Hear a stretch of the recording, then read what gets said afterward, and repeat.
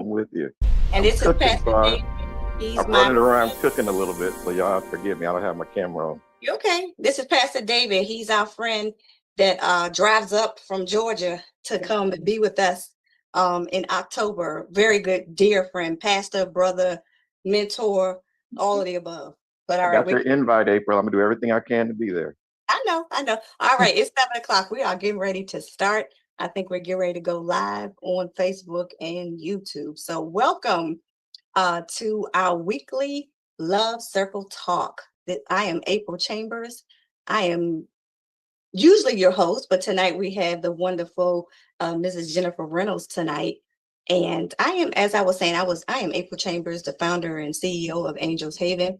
We are a nonprofit organization, and our goal is to just help individuals who are suffering in silence, dealing with partner abuse or what we call domestic violence.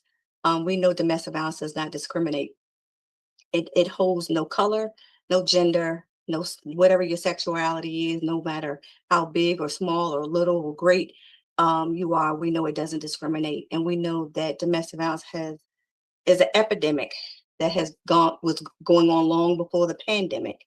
And this support group was started a little over 5 years ago during the pandemic, when we were in close proximity with our abusers, and the statistics were sky high, and domestic violence was high. And I thought, well, we can't see each other in person, but we can see each other online. And so I started the support group on every Saturday, a little over 5 years ago. And then the ladies and gentlemen asked, hey, can we do this more than once a month? And so about a year, we've been doing it once a week, every Thursday, a little over a year now. So we're here every Thursday, same bat channel, same bat time, same username and password every Thursday. And then on Saturday, every last Saturday, which happens to be this Saturday, there's a different password and username. All that information can be found on our website. I'll also put it in the chat for those of you who are on Zoom, but we can be found at angelshaven.com, all up and coming events. And what I'll say briefly, we'll be here this Saturday at 6 p.m. on Zoom. It will be live. It won't be live this week because this is our actually group session this Saturday. So those who are listening, we are in chapter 7 of your workbook of Love Yourself. And so we will be working in chapter 7 this Saturday. And then we'll be back next Thursday. But what I wanted to do is just show a brief video just to give people an opportunity to get in the room. It's about 1 minute, and it is about mental health. And if you give me 1 second, those of you who've been here before know I am technically challenged. So just give me a moment to share my screen. Give me 1 second. I think I'm doing it right.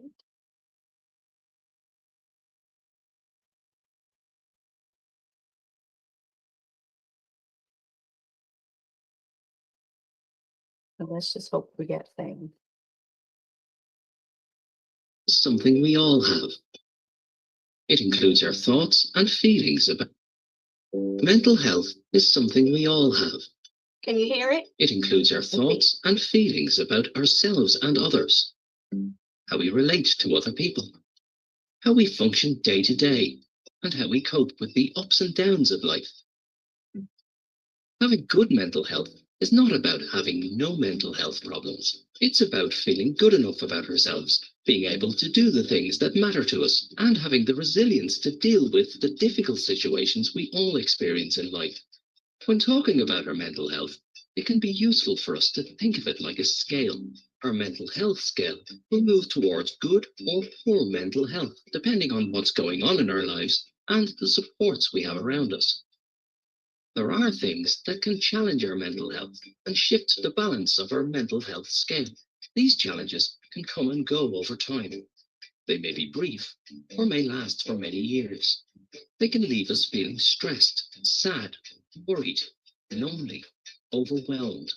Mental health difficulties rarely just have one cause. They're often an understandable response to having to deal with the circumstances of our lives and things that have happened to us in the past. While there are things that challenge our mental health, there are also things that can support it too. These things won't necessarily prevent challenges to our mental health, but they can help us cope with what life throws at us. They can help us achieve balance in our mental health scale. Mental health can be complex because our experience of it is personal and unique. But we know that the more we normalize conversations about our mental health, the easier it will be for young people and adults to seek the support they need when they need it.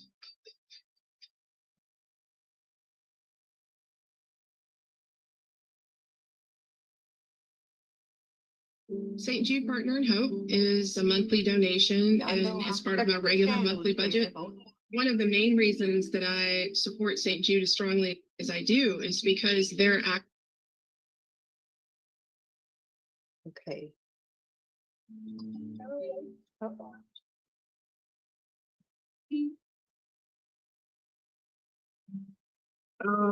This is why I need a whole person. Hold on. Okay, I think I did it. Okay. All right. And so because May is, and we're almost at the end of May, is Mental Health Awareness Month, I wanted to bring awareness to mental health because it's very important to me. I know when I came out of my situation a little over 25 years ago, we weren't talking about mental health like we talk about it now. And Lord knows if I had had some of the resources that are available to us now, I think I would have come a lot further in this healing journey that I'm still on. I was telling Jennifer earlier, I still see my therapist and I see her twice a week. I'm sorry, not twice a week, twice a month. Woo, I was seeing her twice a week at one point. Trust me, trust and believe. And so I've graduated to twice a month. And trust me, it's been a journey, but it's been a wonderful journey.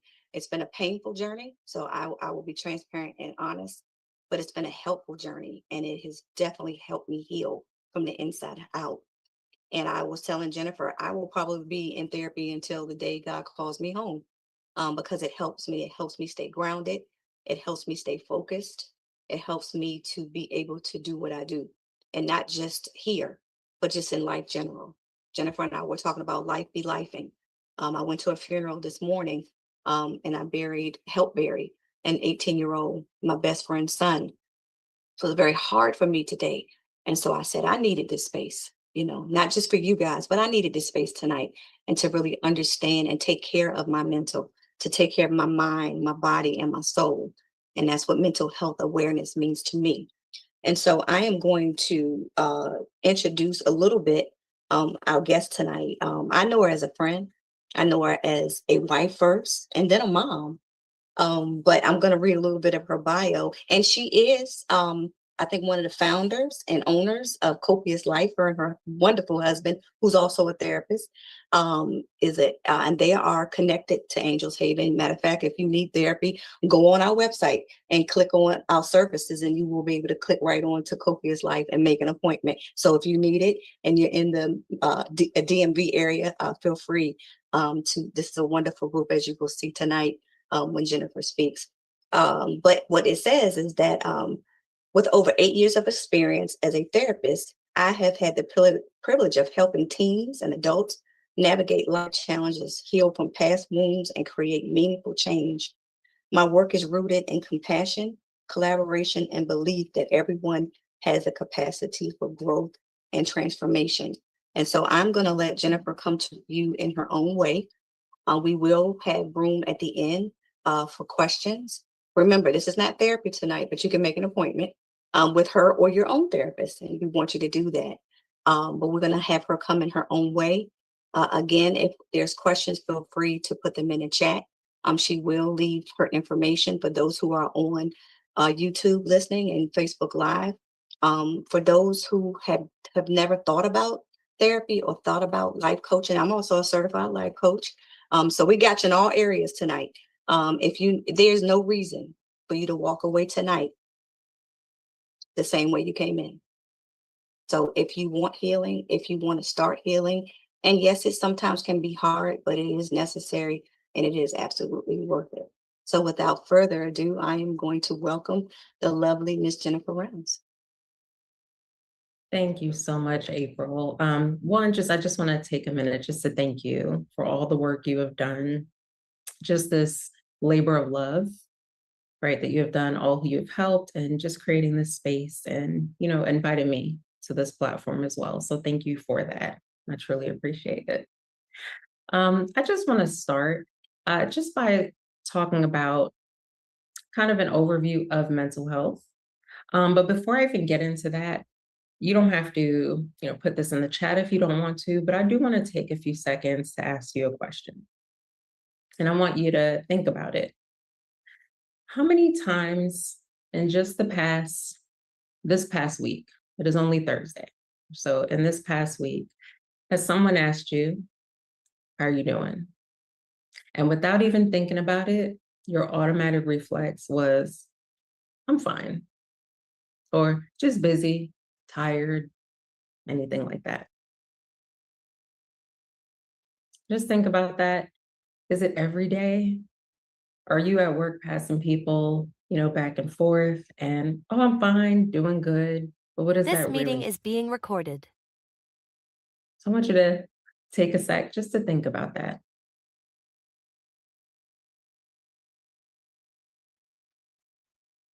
So we live in this, and I asked you that question about how many times just in a few days, someone has asked, how are you doing? And that instinct of I'm fine has come up for you, because we live in a culture that really does treat busyness like this badge of honor and burnout like a status symbol, or even like an expectation.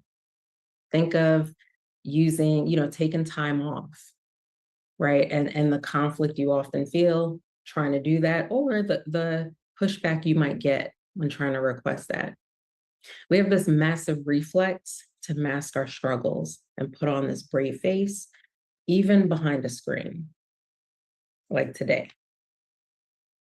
But today I want to offer you and invite you and just give you permission, give all of us permission to just take off that mask so that we can talk about what's actually going on underneath. Because normalizing the fact that it is completely okay to not be okay is the very first step, and really breaking that stigma that keeps us so isolated and so bound to that sense of strength, that strength of busyness, or those obligations. So to understand how we get to that point, we have to change how we define mental health. A lot of times we treat it as if it's in a category. I'm either good, all the way good, perfectly healthy, or I'm clinically ill, right? We oftentimes just have these two boxes when we think of mental health, but that's not how human beings work at all. Mental health exists on what can be called an invisible scale. So think of it as this fluid scale, and every single person on this call, every single person on the face of this earth moves along that scale every single day. So where you sit on that scale is going to shift constantly based on life circumstances, also based on biological factors and daily stress levels, even stress levels throughout the day. So no one is fixed in one spot. I'm good, I'm fine, forever. Or maybe I'm broken, right? And I'm just stuck. No one is stuck there. So you can have a great week, a tough month, a heavy season, and then find your footing again. So we're all moving on this scale together. You can have a really awful morning, and that can shift as well, just depending on a lot of things. So just keep that in mind. So now, because we're constantly moving on this spectrum, our minds, our bodies have developed a system to let us know when we're sliding into that dangerous zone, into that, hey, that red flag, that yellow flag zone. Think of this as your internal check engine light. So think about a car. If you're driving and that little light turns on that dashboard, you are going to know. You're going to pay attention to that, right? We're not going to hit that light with it's fine. I'm okay. We might just till we get to where we have to go, but that's going to be something we usually prioritize. If you don't, I would encourage you to, just in case. So this means something is going on. So similarly, think about when you have, if you feel or experience physical pain, there's a very big difference between I have a headache, maybe I need to eat something, and I've had a migraine for 4 days in a row. We pay attention to that. So in the same way, pain can be invisible to others, yet we feel it physically is the same thing when it comes to our mental health, when it comes to our emotions. And I want to encourage you to approach it in that same way. Just as you would be concerned if you had that migraine that knocked you down for 4 days in a row, same thing. When that scale shifts, even if it shifts to something's just off, when that happens for so long, then we really do want to look into that. Those things can look like sleep. Sleep is going to be the first thing to be impacted when something is off. So looking for changes in sleep patterns, looking for irritability, in the small things. A lot of times we don't fit the textbook for what it might look like to be depressed, to be anxious, because a lot of times we have to do that next thing. So you need to know what your baseline is and what might feel a little off kilter for you. That's going to be really important. For everyone, sleep is going to be impacted. What you do with that really does depend, on the person. Do you push through? Are you just completely exhausted? Can you just not move? Can you just not do anything? Thinking about irritability shows up, which makes sense. Is it over smaller things than it used to be? It can also look like chronic fatigue. It can look like brain fog, right? It can look like suddenly wanting to pull away or withdraw from the people we wouldn't normally do that with. So this isn't a simple, I've been around people all day, I just need to decompress. This looks very different. This is something that is out of your norm. And Jennifer, I'm gonna say something be very transparent here. Within the last few years, when my stress level is high, I work out in hives. Wow. And so that is my body telling me Absolutely. something's going on. You are internalizing some stuff, and now it's coming out on your skin. And I thought I did all these skin tests and did all this dermatology. And then when it kept coming back during certain seasons in my life, my primary care said, this is hives. You're stressed. So I just wanted to throw that out there because this is what's going on with April, right? And so I don't know if it's happening to anybody else, but that's when I needed to check in a little bit more with me and with my therapist, because I wasn't dealing with some things that I needed to deal with. And I was dealing with them internally and was coming out. So I don't know, I just want to throw that out. I don't know if somebody else is dealing, with something like that, but stress kills. And I'm gonna leave it at that. I'm gonna let you take it, Leah. That part, no, thank you so much for that, April. And that brings up such a good point, because our emotions are not separate from our bodies. Just like your migraine is not separate from the rest of your body, it's going to impact you. And absolutely. And I bet there are a lot of people who have gone to their doctor. There's something wrong with my heart with something, or the ER. I get that a lot with clients. I was in the ER, stomach upset, whatever it might be. And physically, all your systems check out, but those emotions are absolutely manifesting in a physical way. And again, this doesn't mean failure. What your emotions are, they're information. We don't usually get that piece. What we learn emotions to be are things that might get in the way, things we don't have time for. No, your emotions are simply information, every single one of them. There is no such thing as a bad emotion or a wrong emotion. They're giving you information and they're motivating you towards some sort of action. Hive, stress, motivating me toward, yikes, I got to do something different. And that goes for every single emotion. It's just communicating there's some sort of need. So I use these two categories when it comes to emotions. Either I'm good or I'm not good.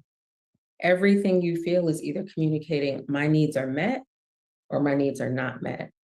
You're experiencing anxiety, then that's a need for some sort of reassurance or some sort of security, right? It really does depend on the situation, but I also want that for everyone on this call, for everyone who will hear this, to change your relationship with your emotions. Your emotions are information. Now, that doesn't make all of them based on whatever's happening. It doesn't mean that they're based on the facts of whatever's happening. You know, I could be going for a walk and then be terrified because I see a snake. And when I jump back and look again, oh, that emotion was like, hey, pay attention. Turns out it was a stick. Oh, it wasn't. So I'm thankful for that, right? It was a stick, but it's still something to pay attention to. So, and that's another important thing, and it's a little tricky, is to know that every emotion you feel is valid because it's giving you information.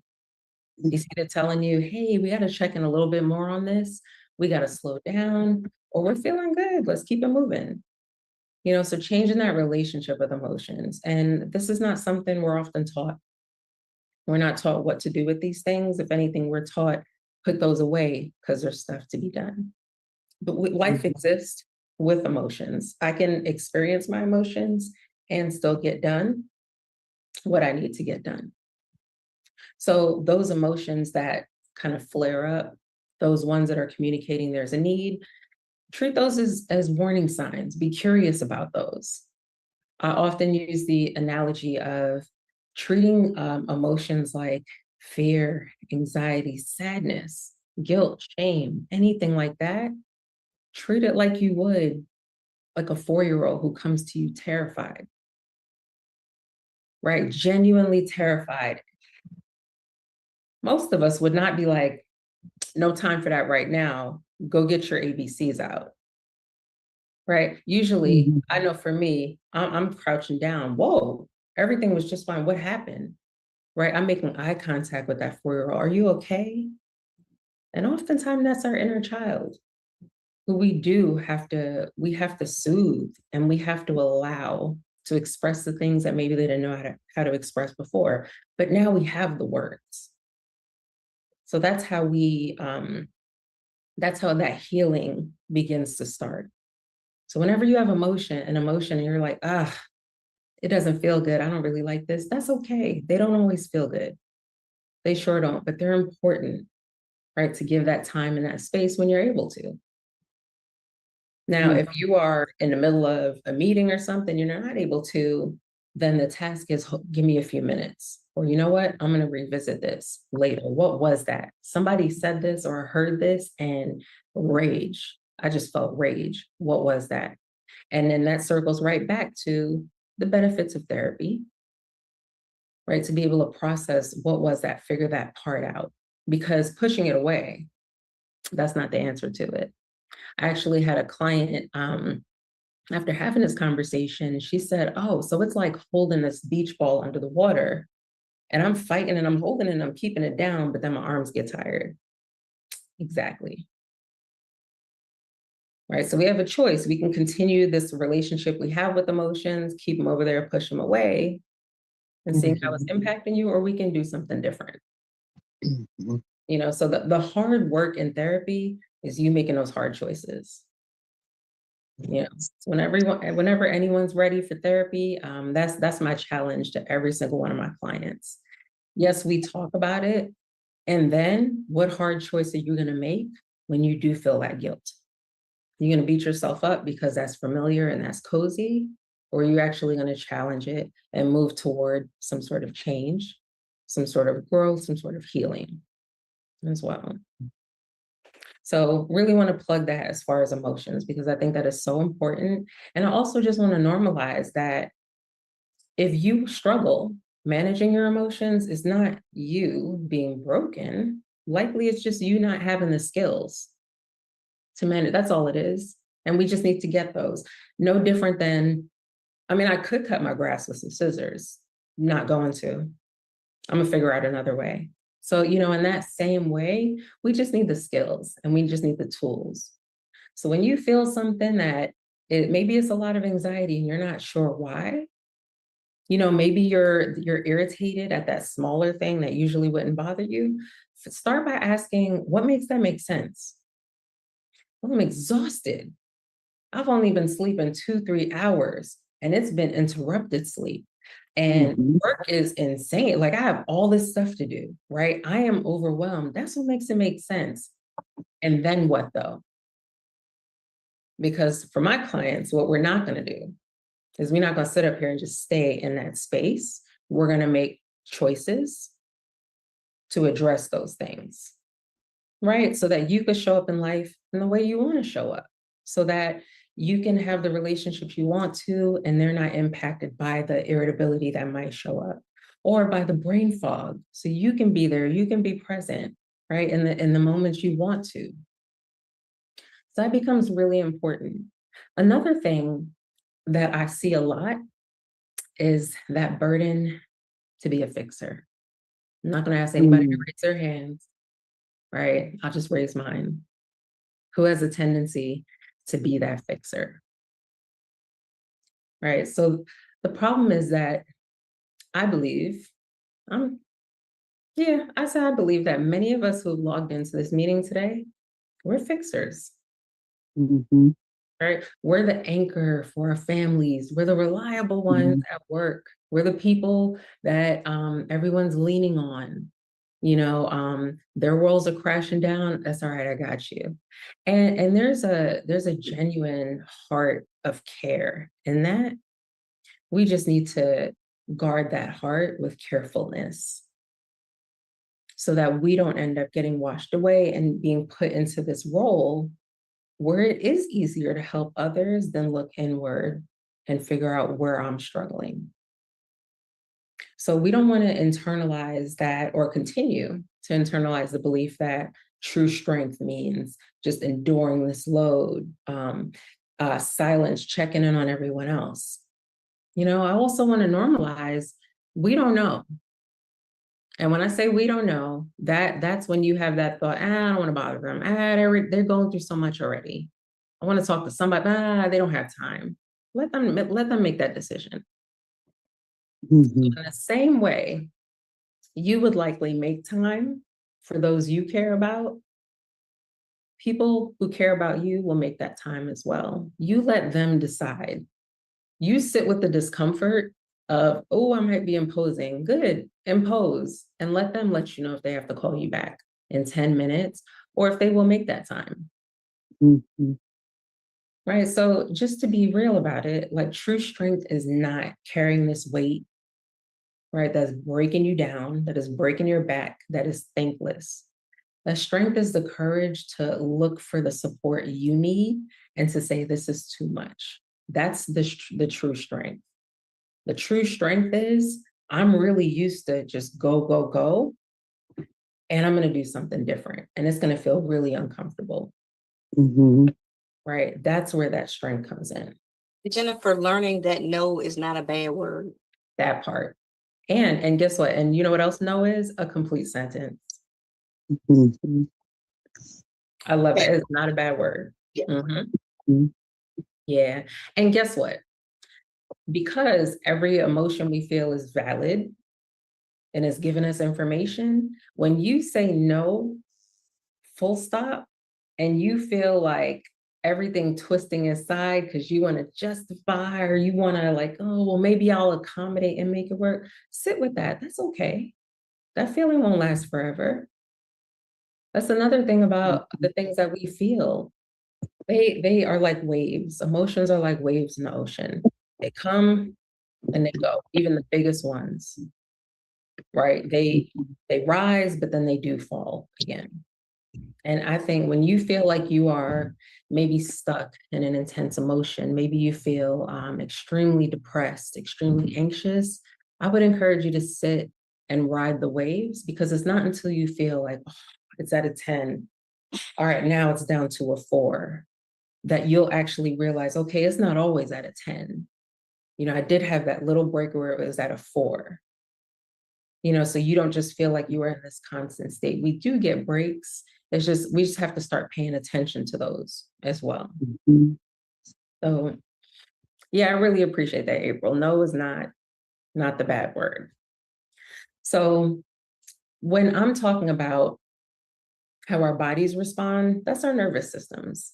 Let's normalize trusting them. Let's normalize taking care of them, because taking care of them doesn't mean not doing anything. I can take care of my nervous system and also go to work and also be that person who really does well at work and recognize, okay, I need this break right now. So when we don't do that, that's when we get stuck in that fight flight loop. Right. And when we're in that loop, we can't problem solve. And it just repeats, and we can really get kind of tangled in that. We're reacting to like these endless, overwhelming feelings. That's where we notice those physical manifestations of emotions. So this is not a whole, this is all in your head by any means. Chronic stress, emotions, they are very, very real. And most of us are used to it. If you think of the scale of 0 to 10, I usually use 0 as far as emotional intensity. We're sleeping at 0. Nobody's walking around at 0. We're at a 1 out of 10, so we don't get hit by a car when we're crossing the street. That's important, right? That matters. But most of us are waking up at like a 6 out of 10. And my ability to manage my emotions, to seek help, breaks down at like a 7 or an 8. So if I'm waking up at a 6, I don't have a whole lot of room. So that one small thing happens and I have even less room. And now I'm overwhelmed. And that's for everyone. That's not just because you are in a season, a really difficult season. That's for every single human. You get to a 7 or an 8, it's going to become extremely difficult because you're going to get stuck in that fight flight loop. So what do we do about all this? We have to start practicing true self-preservation. Like, I'll just say for me, I can get a little tired of hearing the phrase, self-care. So I prefer self-preservation. And that's that idea of, right, you got to put your mask on first before you can help the others. So those two things can be true. I can help you right after I put my mask on. So, and that begins with boundaries. We tend to think of boundaries, or maybe we've been taught that boundaries equal selfishness. Maybe, we think that boundaries are like cutting people off, or they might be malicious, or that we have to reach a breaking point before we can insert any sort of boundaries. Absolutely not. I want us to start thinking of boundaries as preventative medicine. And the same way we take some vitamins, and the same way you might, get a flu shot or anything else, that's what boundaries do. I want to normalize not reacting and then changing things because you've hit that breaking point, and changing your lifestyle a little bit to become self-preserving. Right? That's how we address that chronic stress. And that's how you preserve your peace. Peace doesn't mean everything in life is fine. Peace means, okay, I can handle this.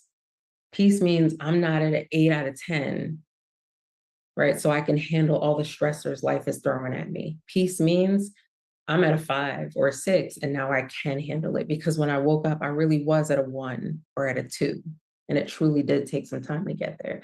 So that's what that peace means, for sure. So you simply cannot, I'm sure we've heard that saying, pour from that empty cup. We just simply can't do it. And we try, but I imagine you squeeze that cup too hard, it will break. Right? You will destroy the integrity of that cup. Let it be plastic, right? Something, that cup will not remain the way it needs to be. So, and then where do we go from there? It's seeking that support. So whether that is talking to a professional, whether it is just being honest with trusted friends and stop with the I'm fine, because that's not a sign of weakness. I tell my clients when I get the I'm fine, fine is frustrated, insecure, neurotic, emotional. Next time I'm fine, I want you to think about that. Fine is not a word. It's not truly describing what's happening with you. You're a human being and you deserve to be able to say, I'm feeling stressed right now. This morning was okay. I'm looking forward to whatever I have going on later. But right now, not feeling so great. And that's okay. It's not weakness. So that's kind of what I wanted to share with this. Ultimately, all the emotions you feel do not mean that you're broken, no matter how much it doesn't feel good to feel them. When you go to a therapist, the goal, I will speak for myself, the goal is not always to make you feel better. The goal is to make you better at feeling, because life is gonna life. And that's what I need you to do, is become better at feeling. When you go to a trusted friend, that can help you to become better at feeling. Those are those important parts. Those are the things that get us unstuck, that can break those chains of just be fine. The world needs you to be fine. Work needs you to be fine. And you know what? It's okay if you're not fine. Because if work needs you to be fine and you keep pushing yourself and squeezing from that empty cup and that cup breaks, work is going to be like, that is awful. Who's going to get this assignment done? And that's something to really remember. Jennifer, one question that was proposed to me was that what can they do if they know they need therapy, but they don't have the courage to make the phone call? What would you tell that person? You can not have the courage to do something and do it anyway. You just like you could be not in the mood to answer that phone and you answer it anyway. So I find that to be very powerful, just holding two opposite things that could be true. Your feelings don't have to dictate what you do or you don't do. You can make that call and on that call, I hate that I'm making this call, but I'm making it. So that's the biggest thing. You can really not want to reach out to that friend because you're reading their mind, thinking and deciding for them if they're busy, and still reach out. Those two things can be true. Okay. All right. Well, I want you to let everyone know where you are, how to get in contact with you, your website, email address, how they can get in contact with you to make an appointment, to call and make that call. And I believe for those who are in the DMV, and then if you have access to the website where they can just find a therapist. If they're not in the DMV, I believe there's a website that they can look into for their area, because we do have people who are listening that are kind of all over. We have some on this line tonight, actually, that are in different states. But for those who are in the DMV and are ready to make that call, and trust me, if you make that call, it will absolutely change your life for the better. I've been in therapy a little over 16 years, been out of my abusive marriage a little over 25. And just imagine, had I been in therapy 25 years ago, I probably wouldn't still be in therapy 16 years later. But needless to say, that better late than never. But what I will say, and as I said earlier, it is worth it. It is necessary, because who wants to stay stuck in whatever emotion or feeling that you are? And for me, I always felt less than, and that it was something wrong with me, or the stigma, I'm crazy. No, ma'am, no, sir. You're not crazy to get help. It's crazy not to get help, as far as I'm concerned. But just talking and having someone that doesn't really know you, don't really know, anybody else to talk to, right? When you talk to a friend, well, they can be a little biased. But when you talk to your therapist or your life coach or all of the above, or your doctor, it's a little different. And sometimes, I will say, sometimes it takes a couple of therapist, it takes a couple of different cocktails or medications, if in fact you need that. And if you don't, I'm not pushing anything. I'm saying whatever works for you. I know what works for me is to stop internalizing it. And that's what I did for years. I just held things and held things. And that's sort of like my granny used to say, just sweeping it under the rug. Well, eventually you got to take that rug off, right? And then what's under it? Piles and piles and piles and piles. And sometimes we have to get through the layers of childhood up until this point, or sometimes to this point to childhood. But there is a root, and I'm not a therapist. I'm just a life coach. I'm just April, who's in therapy, have found that I had to go back and to my childhood. And it wasn't pretty. Some things that happened. It wasn't pretty. Some things that happened in my adolescent and teenage and young adult. Some choices I made that I shouldn't have made. Let's go there. But either way, some things did happen and I didn't know how to deal with them. Some traumatic things happened. Trauma happened. Triggers happened. And I didn't know how to deal with those things. And so being in therapy and even listening to Jennifer tonight, because if you have the right one, and I will say Jennifer is the right one because her voice is soothing. She's someone that you want to talk to, right? And it's easy to talk to. And so those are some of the things you want to look for, for those who aren't in the DMV and not going to, call Miss Jennifer tonight or tomorrow. But look for those types of things. Look for comfort. Look for something that's easy. And that's not, you don't want to be on a 10 when you leave. Right. So if you're on a 10 when you leave, then that might be a sign that might not be the right person. So I just wanted to, to throw out my personal experience and what I have had to deal with in the last 16 years. And I know it works for me, on top of having, a lot of Jesus in my life. We're not going to leave that out, but that works for me. I'm not pushing any religion, but do something, right? And April, I will say, you mentioned I should have gotten earlier. Let's throw the shoulds out. That's how much stop shoulding all over yourself. It's messy. You're funny. That is what my therapist tells me all the time. Can you stop shitting on yourself? And so I should know that. I had a sticky on my computer that said stop that. Stop. So thank you. So, and I love how, I don't know if you caught it, but I love how you shifted from things I shouldn't have done 16 to things that happened. The shoulds just keep you stuck. It happened. It's there. And we are here now.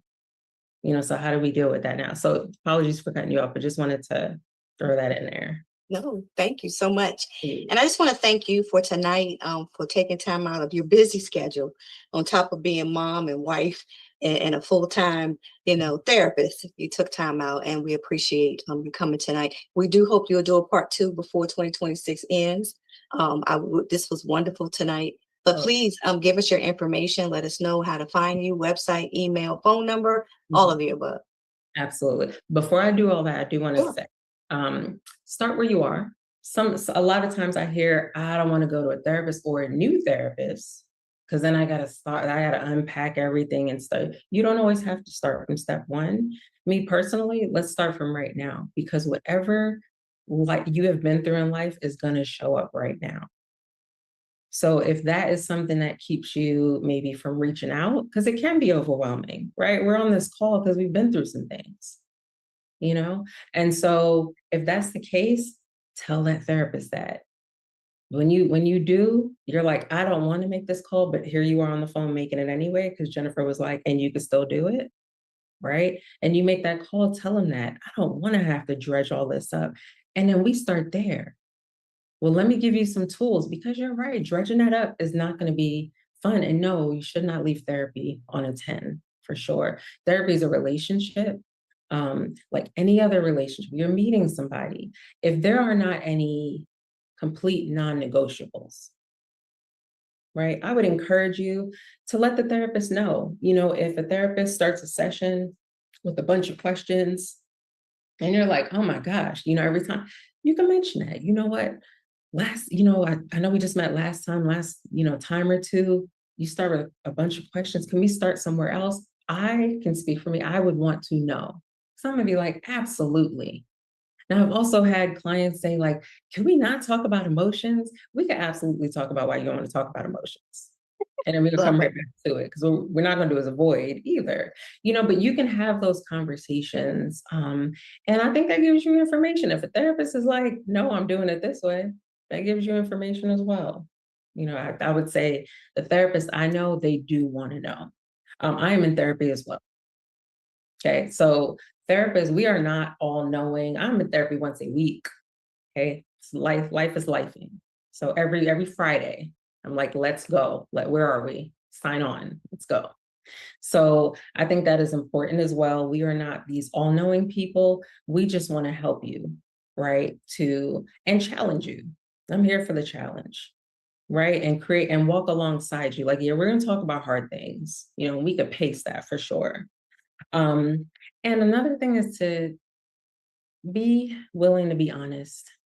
I'm not, I said that softly. Don't go to therapy just telling your side and just looking for okay, because that doesn't help you.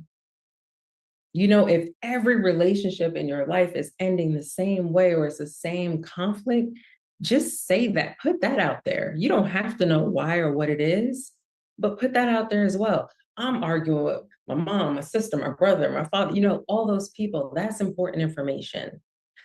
Don't pick the phone up if you're not willing to be honest and being ready to really look in the mirror a little bit. Because therapy is not going to be about the people who are not in the room. And I work with people where the world has made it very clear that life has teeth from day one, and we can still deal with all that with them.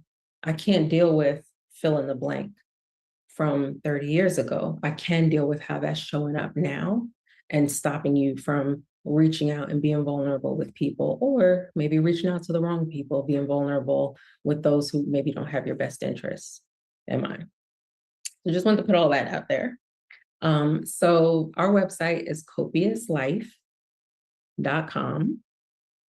I am licensed in Maryland and in Virginia. I do virtual therapy. So what else was it? So you can reach me via email at jreynolds, REYNOLDS, at copiouslife.com. If you're in a state where I'm not licensed, but maybe you have a question, well, how do I get connected? Or, any way I can kind of help get you connected, I will also be more than happy to do that as well. The website for therapists in general, the one that I personally like, everything has good sides, bad sides to it. The one that I like is called psychologytoday.com. What I like about that is it has a ton of filters on there. One, it has pictures. Let's be real, pictures are important, okay? Another thing is that you can filter it with your insurance. You can filter it, of course, location, the different type of issues you want to work on, male, female. You can filter it by race. You can filter it by, there's a lot by, religion is on there as well. So there's a ton of filters, and that's usually my go-to if I'm trying to help someone find a therapist, outside of the area. So that is psychologytoday.com. I would start there. There's also therapyforblackgirls.com as well. So that's another really great resource. So I would say that. And copious, for those who need the spelling, is COPIOUS life.com. Thank you. Yes. You're welcome. And you can also find Copious Life if you go to angelshaven.com, click on services, click on Copious Life. It'll take you right to their website. So feel free, if you're in a DMV, make that appointment. So if there are no questions from the audience and or from anyone online on Zoom, feel free. This is the time. You got about 10 minutes. Remember, this is in therapy. But if you have a question that you have for Jennifer, and it can be therapy related, but just know she's going to limit her answer, hoping you'll make a phone call. But if there is any questions, comments, or concern, or how therapy is working for you or not, feel free to use this time, and the floor is open. You can come off mute. And if there are no questions or comments, I'm going to give them a couple of moments just to gather their thoughts. Okay. Well, you give them a couple moments. I will also plug. So if you haven't noticed, educating on emotions is I feel like that is very important. One emotion is anger, because we are usually very familiar with anger. Anger is an emotion that is 99% of the time triggered by another emotion. So I do want to encourage you. I use this visual called an anger iceberg, literally an iceberg, anger, and there's so many other emotions underneath it. When you notice you are experiencing anger, let that be a flag to say, hey, check in. What just caused that? Because I could be angry because I'm embarrassed, because I feel guilty, because I'm anxious, because I am afraid. Think of, you ever have a child almost running the street? Okay, I'm usually not like, I'm so afraid right now. It's not the response, right? That anger comes out first because it's so quickly triggered. And because most of us have learned other emotions aren't acceptable, anger is something we've developed because it is effective, right? And it protects us from vulnerabilities. Unfortunately, that also includes other emotions that make us feel vulnerable. So just want to throw that out there. As you are working through this, you notice that anger, what just caused that? You know what? That gave me an idea. I think we might need to bring you back just to talk about anger Yeah, that's it. Hey, and yeah, do a whole workshop just on emotions. So yeah, let's talk about that. yes. But yeah, no, that's so good because we do have, and that's a lot of what some of the individuals who come weekly Mhm. have experienced, either as a result of anger or just angry with themselves or Yeah. angry with the person. Mhm. And a lot of times we don't deal with that anger. And Right. that is, and I never looked at it that way, that it's an emotion and there's other emotions under that. So this is good. This is good And stuff. the thing is that anger is loud. Anger, you're gonna stop doing what I want you to do if I'm angry. When I say it's effective, it's because it's effective. But now we're dealing with the fact that I'm angry, and we're not dealing with the hurt that has triggered that anger, or that I've learned I'm not allowed to be hurt. So anger is what protects me. So I gotta walk. I think a lot of us can relate. We gotta walk around looking mad, right? To protect ourselves a lot of the times. So then, yeah, you kind of just mute all that you've experienced. Like that never gets voiced and never gets a space because that anger just takes over. And while you say that, and so those who are listening live or who will listen to it later, those who have anger issues, that's a time to come to therapy too, to deal with that anger and where that comes from. And you may have done some things because of the anger. And maybe I'm talking to the abuser, maybe I'm talking to those who are abusing or have been abused because of anger. Don't feel like you're isolated and like you can't get help too. So Angels Haven, Jennifer, we're here, Pastor David, we're here to help everyone.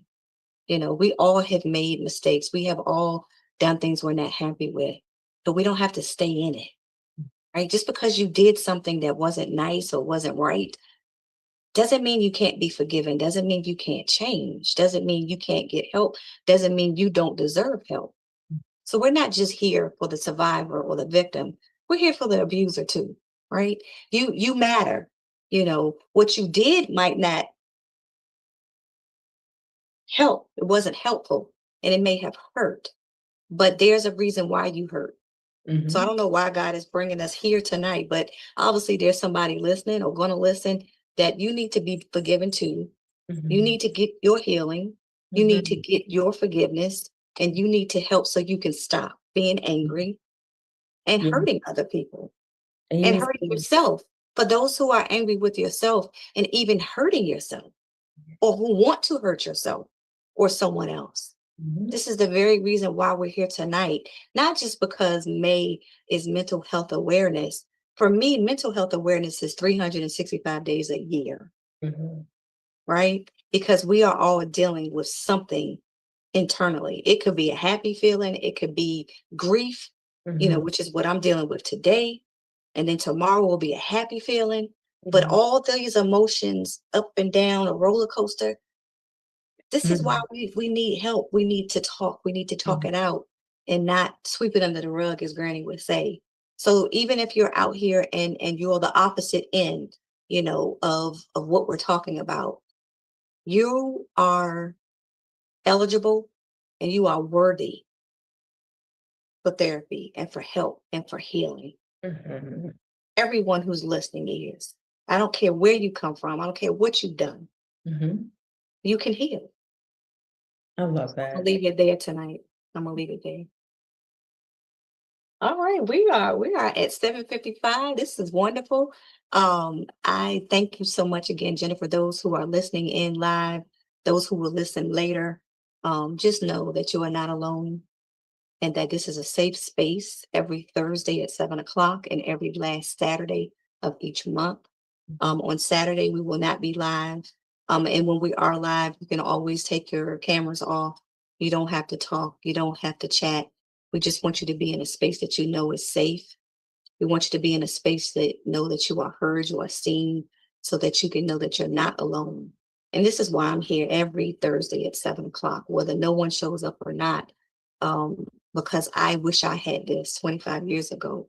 And so I'm just trying to be a voice to those who don't have one and who can't talk right now, but to give them hope and to give them resources and encouragement to say, you know what?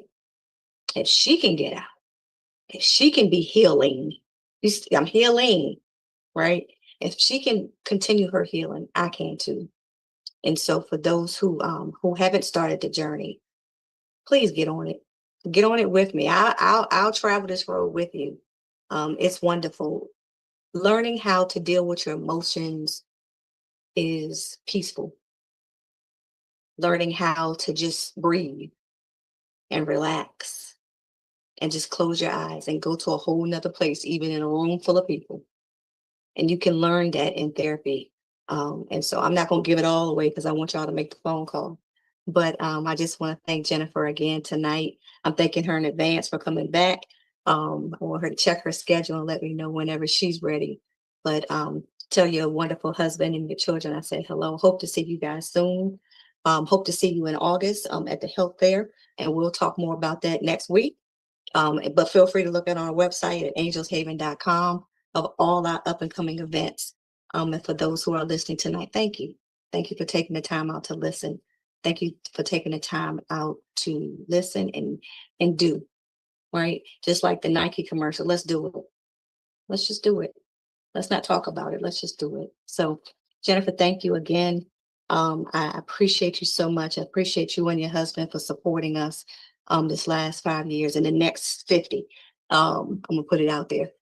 So again, thank you so much tonight and for everything. And those who are on the journey of therapy and healing, stay on it. Stay on it. Not just in May, not just once, but stay on it. I know it's hard, but it gets easier. Trust me, it does. The smile will come back. The love will come back. The joy will come back. But you got to take care of you. You got to take care of you first. And it's so important. It's so important. So again, thank you everyone who are listening. And thank you, Jennifer, again. I can't thank you enough. I can't thank you enough. This has just been wonderful. I mean, just reiterating some things and telling me some things that I need to do too. Yeah, I'm still learning. And so I appreciate you tonight. Thank you, Miss Arlette, David, who got off. I appreciate you guys for listening in tonight. So I am going to stop the recording. The recording has stopped. And hopefully I will see you guys next Thursday at 7. And those who want to join us on Saturday at 6 p.m. Eastern time, feel free to join us. And don't forget your workbooks. And we're in chapter 7. All right. Have a good night. Bye.